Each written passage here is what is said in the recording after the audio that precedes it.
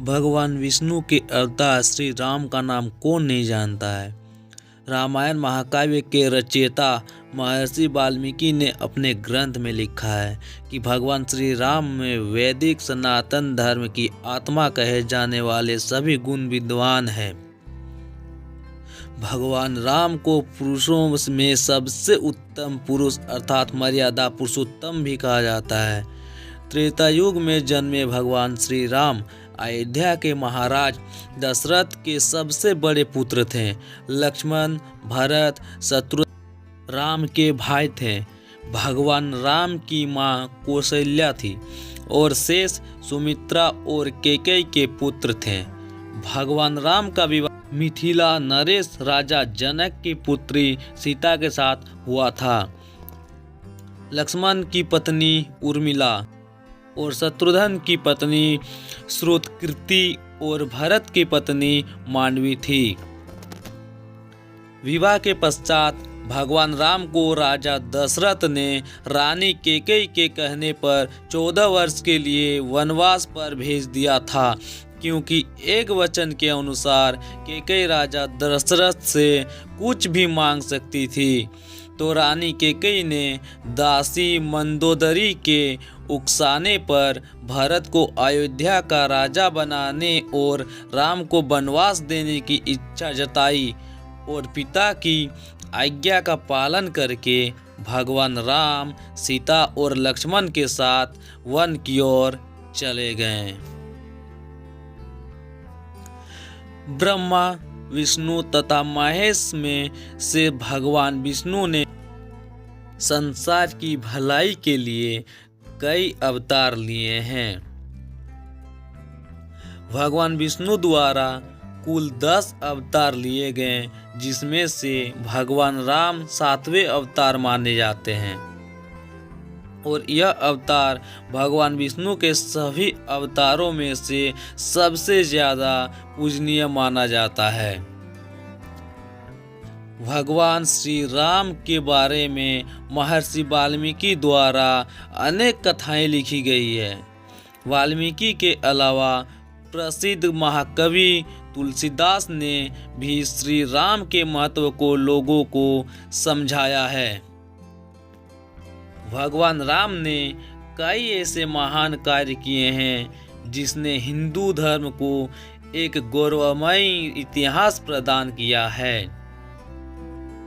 भगवान विष्णु ने राम बनकर असुरों को संहार करने के लिए पृथ्वी पर जन्म लिया। भगवान श्री राम ने मातृपितृ भक्ति के चलते अपने पिता राजा दशरथ के एक आदेश पर 14 वर्ष तक वनवास काटा। नैतिकता, वीरता, कर्तव्य परायणता के जो उदाहरण भगवान राम ने प्रस्तुत किए, वह बाद में मानव जीवन के लिए मार्गदर्शक बन गए। भगवान राम अपनी प्रजा को हर तरह से सुखी रखना चाहते थे। उनकी धारणा थी कि जिस राजा के शासन में प्रजा दुखी रहती है, वह राजा नरक भोगी होता है। महाकवि तुलसीदास जी ने रामचरितमानस में रामराज्य की विशद चर्चा की है। माना जाता है कि अयोध्या में 11,000 वर्षों तक भगवान राम का दिव्य शासन रहा।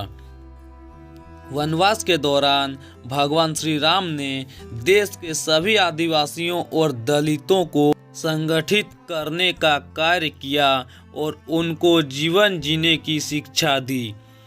उन्होंने देश के सभी संतों और उनके आश्रमों को राक्षसों, दैत्यों के आतंक से बचाया था।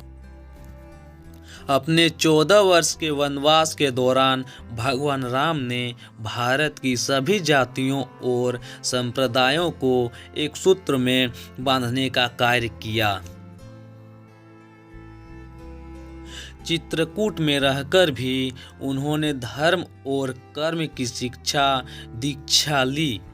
भगवान राम ने भारत भर में भ्रमण कर भारतीय आदिवासी, जनजाति पहाड़ी और समुद्री लोगों के बीच सत्य, प्रेम, मर्यादा और सेवा का संदेश फैलाया। और यही कारण था कि राम का जब रावण से युद्ध हुआ तो सभी तरह की अनार्य जातियों ने राम का साथ दिया।